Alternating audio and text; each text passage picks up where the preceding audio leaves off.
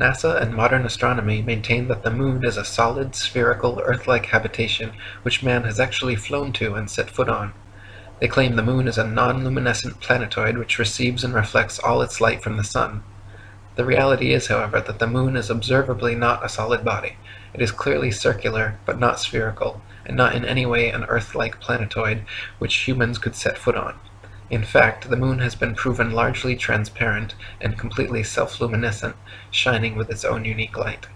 The Sun's light is golden, warm, drying, preservative, and antiseptic, while the Moon's light is silver, cool, damp, putrefying, and septic. The Sun's rays decrease the combustion of a bonfire, while the Moon's rays increase combustion. Plant and animal substances exposed to sunlight quickly dry, shrink, coagulate, and lose the tendency to decompose and putrefy. Grapes and other fruits become solid, partially candied and preserved, like raisins, dates, and prunes. Animal flesh coagulates, loses its volatile gaseous constituents, becomes firm, dry, and slow to decay. When exposed to moonlight, however, plant and animal substances tend to show symptoms of putrefaction and decay. This proves that sun and moonlight are different, unique, and opposites, as they are in the geocentric flat model. In direct sunlight, a thermometer will read higher than another thermometer placed in the shade, but in full direct moonlight, a thermometer will read lower than another placed in the shade. If the sun's light is collected in a large lens and thrown to a focus point, it can create significant heat, while the moon's light collected similarly creates no heat.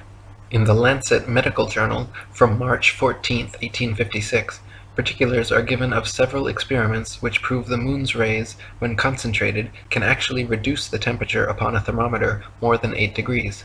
So sunlight and moonlight clearly have altogether different properties. Furthermore, the moon itself cannot physically be both a spherical body and a reflector of the sun's light. Reflectors must be flat or concave for light rays to have any angle of incidence. If a reflector's surface is convex, then every ray of light points in a direct line with the radius perpendicular to the surface, resulting in no reflection. Not only is the moon clearly self-luminescent, shining its own unique light, but it is also largely transparent. When the waxing or waning moon is visible during the day, it is possible to see the blue sky right through the moon. And on a clear night, during a waxing or waning cycle, it is even possible to occasionally see stars and planets directly through the surface of the moon. The Royal Astronomical Society has on record many such occurrences throughout history which all defy the heliocentric model.